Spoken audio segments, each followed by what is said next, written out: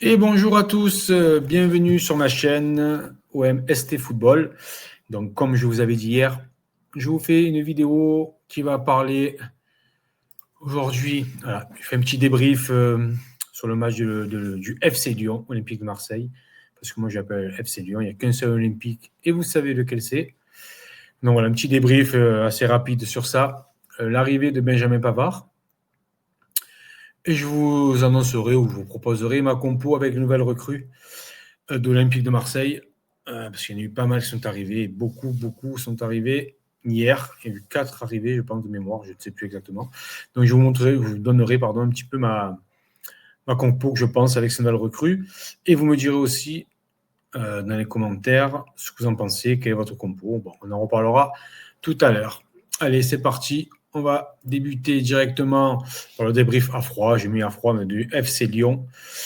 Alors, que dire sur ce match? Déjà, l'OM a commencé son match, si je m'abuse, en 4-2-3-1. Voilà, qui est ici. Avec, comme on voit, Roulier dans les cages, Riley et Balerdi en défense centrale. Je pense que je me suis trompé là sur le briefing. Je crois que de mémoire que Timothée Weah était à gauche et Morillo à droite. Dans l'axe, on avait Gomez et Holberg. Devant eux, Nadir, Greenwood et Traoré. Bon, j'aurais beaucoup à dire sur ces deux joueurs-là, Greenwood et Nadir. Pas rien de méchant, mais voilà. On a fait beaucoup sur ce joueur. Et bien sûr, vous verrez, je reviendrai avant de passer au prochain sujet sur Balerdi. Un petit focus sur lui, sur son match en général. Donc voilà, sur le match en lui-même, donc début de match, je trouve assez compliqué de l'Olympique de Marseille. On a vu que De Zerbi a demandé à Balerdi de monter dans l'axe, un peu plus haut, dans le milieu de terrain, parce que à Lyon, entre parenthèses, Lyon très faible, très faible. Bon, ils sont deuxième du classement, mais je trouve ça très faible. Donc oui, demander à Balerdi de monter dans l'axe, parce qu'il n'avait pas d'avant-centre, pour apporter un peu le surnombre. Donc je trouvais, un match très difficile, début de match très difficile, mais j'ai trouvé quand même du mieux dans la circulation de balles. Je trouvais que ça allait beaucoup plus vite, qu'il y avait moins de ballons gardés. Il y a eu quelques changements de côté assez rapides qui ont bien déséquilibré Lyon. Très compliqué quand même défensivement. Je trouve qu'on a été un peu au milieu, on a été pris. Et on s'est bien repris, je pense, au niveau du quart de jeu. On a eu quelques situations. Mais après, voilà, il y a eu, comme je vous ai dit, la grosse erreur. Je trouve qu'il y a 2 erreurs dans cette expulsion. La première erreur, c'est celle de Balerdi, bien sûr, qui revient vers sa cage. Et bon, moi, j'ai toujours appris aux aiguilles entraînées que le joueur qui était face au jeu avait la priorité, toujours.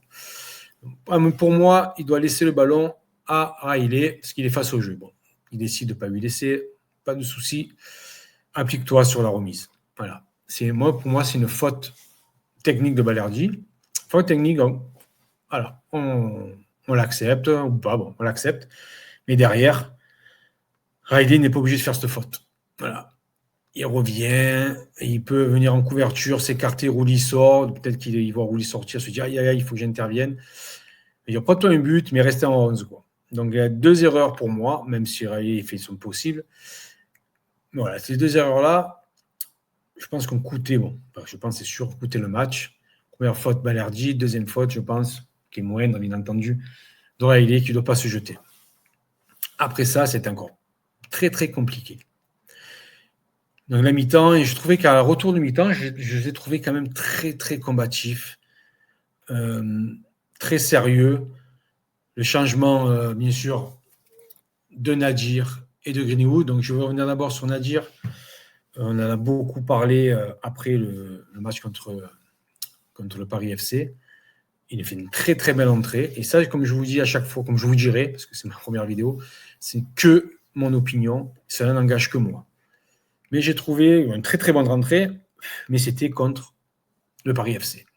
Et souvent, même l'année dernière, Nadir faisait des bonnes entrées, des bonnes apparitions, mais contre des petites équipes. Et moi, j'en reste persuadé, et j'espère me tromper pour le bien de l'Olympique de Marseille et aussi pour Nadir.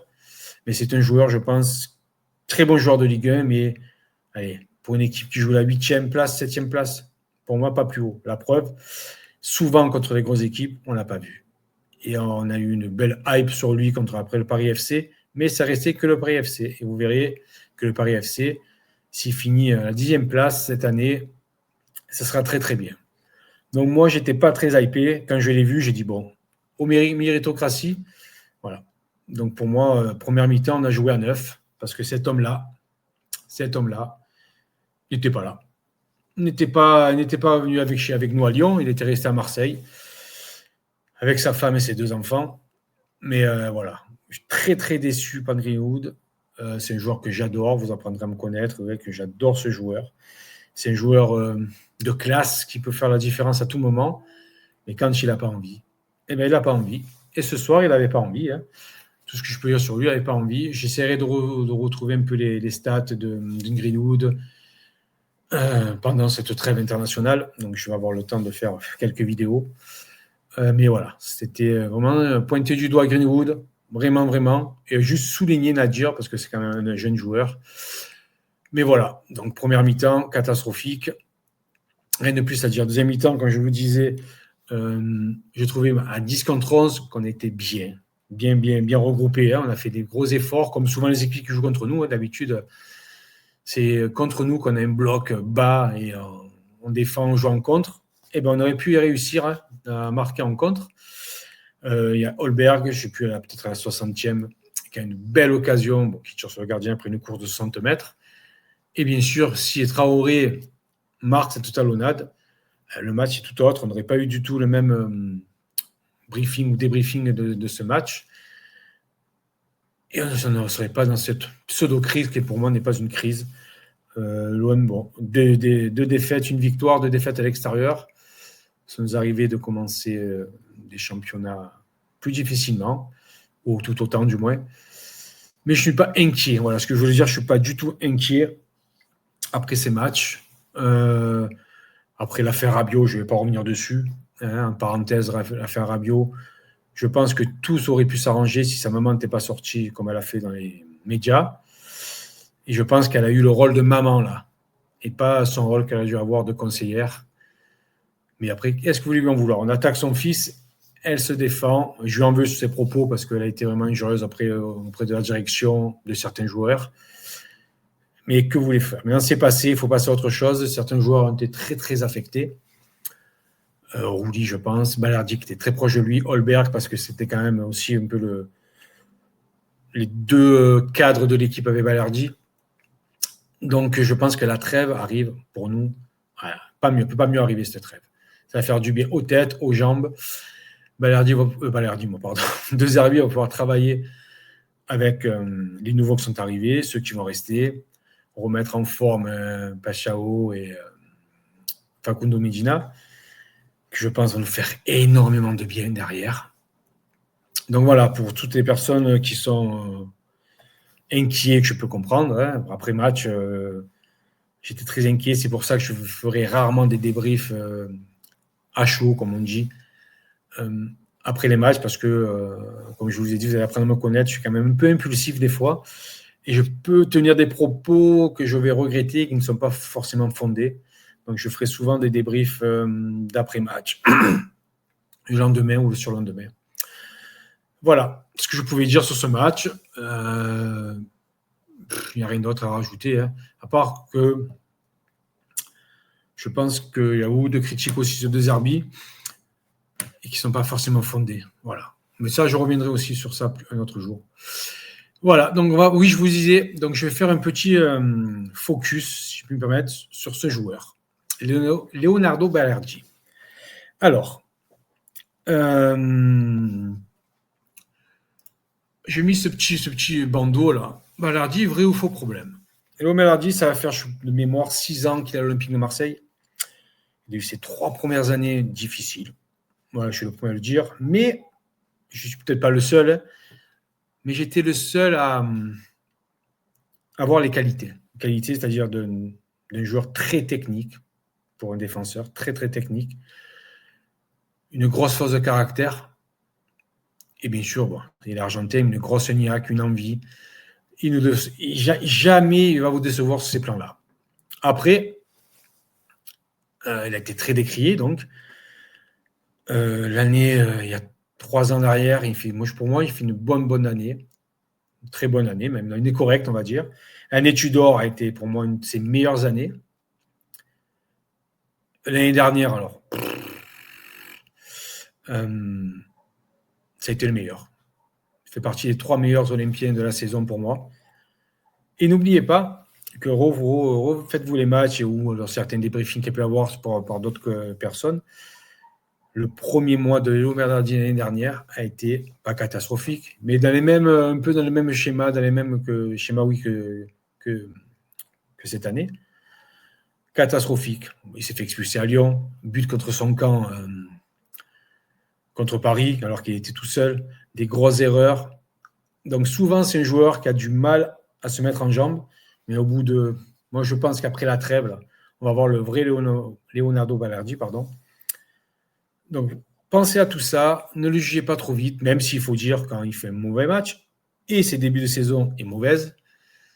Moi, c'est un joueur que j'adore, que je ferai signer 10 ans à Marseille. Je sais que je risque de prendre des vagues de mécontentement parce que je dis ça, mais c'est un joueur pour moi qui représente Marseille dans toute sa splendeur. C'est-à-dire, comme il est comme les supporters. Quand tout va bien, on est au sommet. Quand tout va mal, et bien voilà, on est les premiers à gueuler. Mais lui, il est premier peut-être un peu à s'écrouler. Mais c'est un bonhomme. Voilà. C'est Leonardo Balerdi, ce que je voulais dire sur lui. Et je serai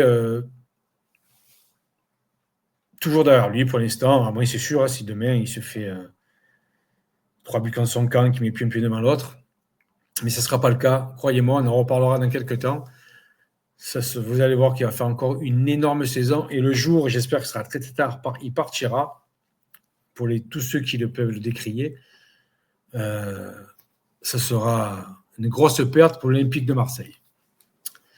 Voilà, donc dites-moi toujours par un commentaire et toujours dans la bienveillance si vous êtes d'accord ou pas.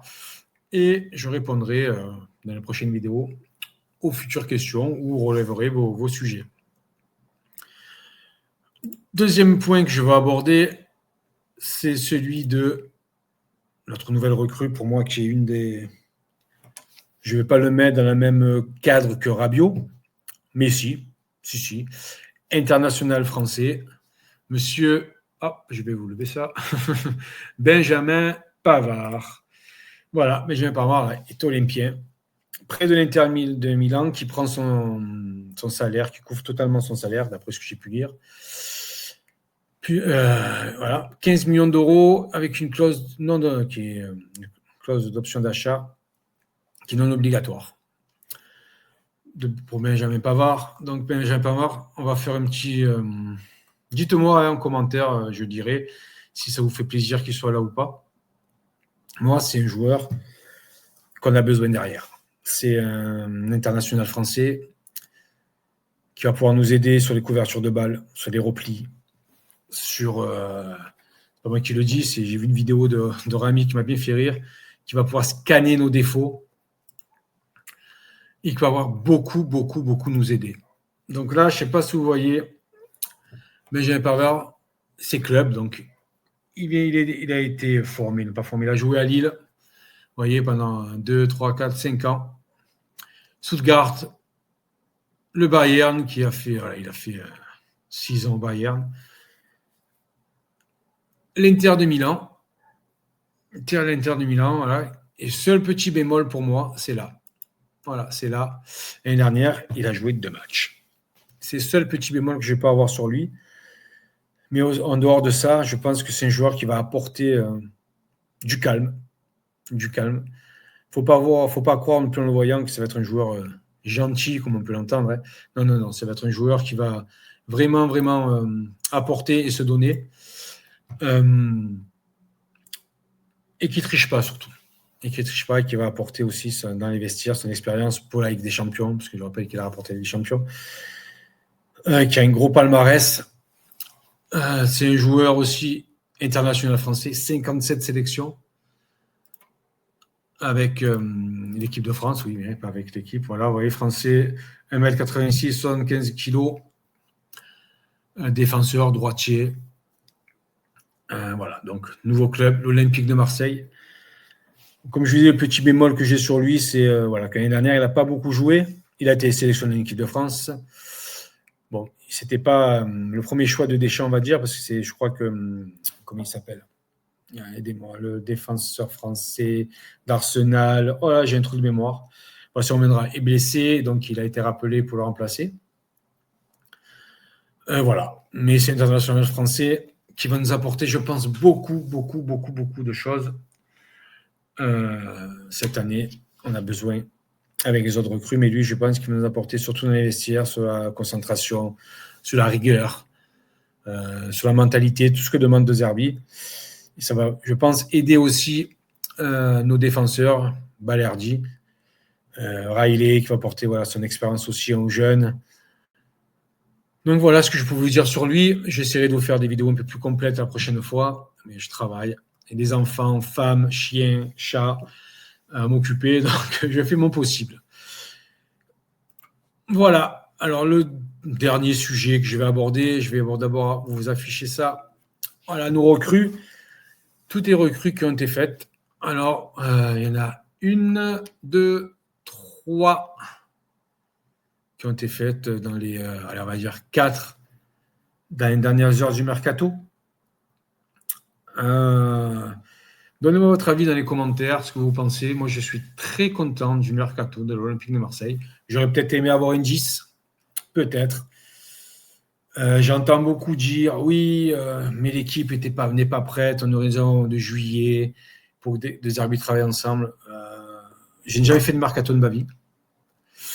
Je ne jugerai, je ne me permettrai pas de juger, mais je me dis peut-être, je pense, aussi bien Benassia que Longoria, s'ils pouvaient faire tous ces joueurs là en début de mercato à des prix pour lesquels l'OM pouvait s'aligner, il l'aurait fait. Après, il y a des moments dans le mercato, il y a des opportunités qui se font pas. Il y a les clubs qui demandent pas. Comme regardez, on va revenir un petit peu sur le sujet de Pavard qui est arrivé dans les moments. Au départ, l'OM était sur qui? N'était pas sur Pavard. Hein. Au départ, tout le monde on nous a parlé pendant des mois, depuis le mois de juillet, pardon, de Joël Ordonez. Joël Ordonez, joueur de Bruges. L'OM était dessus. Ça faisait tous les 3 jours, on disait oui, ça approche. Bruges demandait 25 plus 5 en bonus. Après, c'était 30, 35, 40. Le joueur voulait venir. Et ça s'est pas fait parce que Bruges, à un moment donné, se montrait tellement gourmand, en fait, il ne voulait pas le laisser partir. Donc, qu'est-ce que les gérants ont fait? On s'est dit, bon, hop, on va se tourner vers qui? Gertruda. Gertruda, on en a un petit peu parlé. Mais pareil, il est parti à Leipzig pour une somme que peut-être l'OM ne pouvait pas mettre. Donc, il y a eu, bien sûr, Benjamin Pavard, la rumeur Benjamin Pavard qui est arrivée.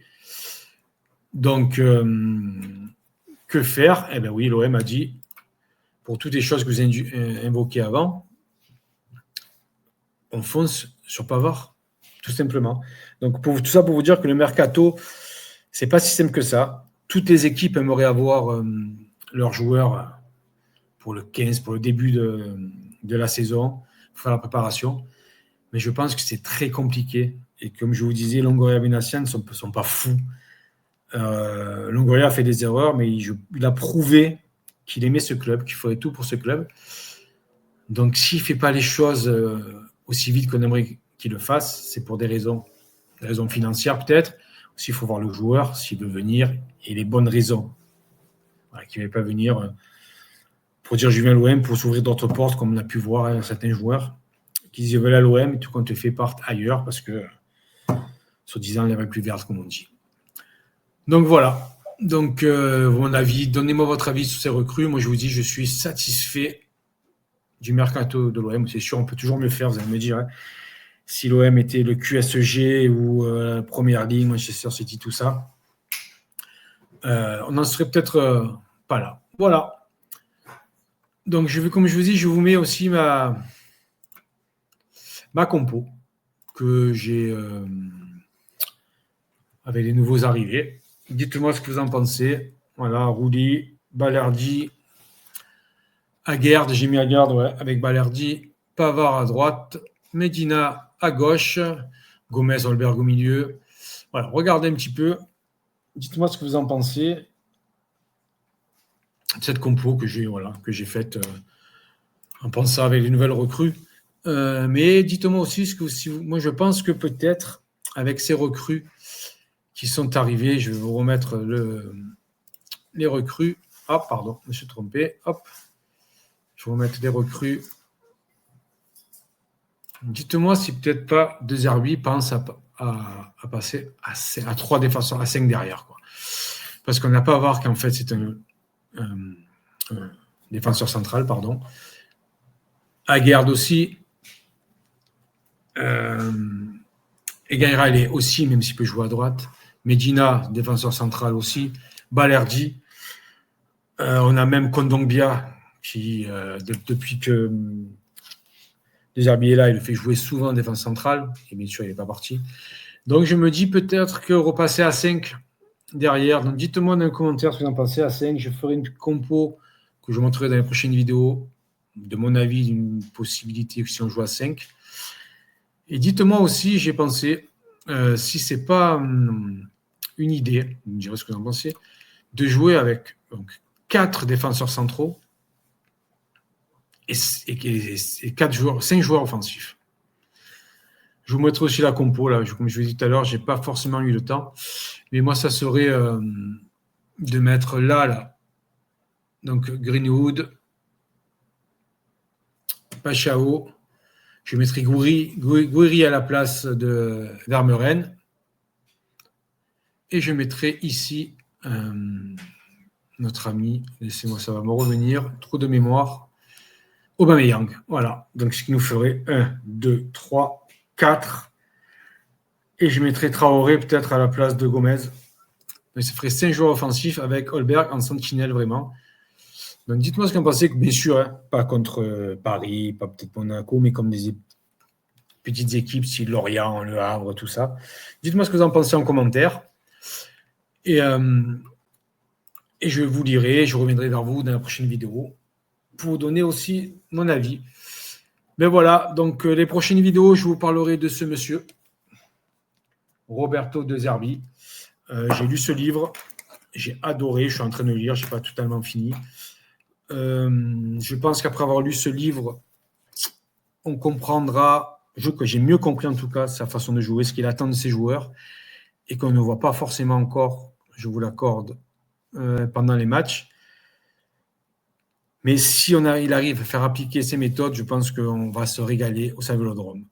Voilà, donc je vous dis merci, à très bientôt pour une prochaine vidéo. Et n'oubliez pas de me laisser des commentaires, de vous abonner, je vous lis, et je vous dis à très bientôt, et surtout, allez l'OM!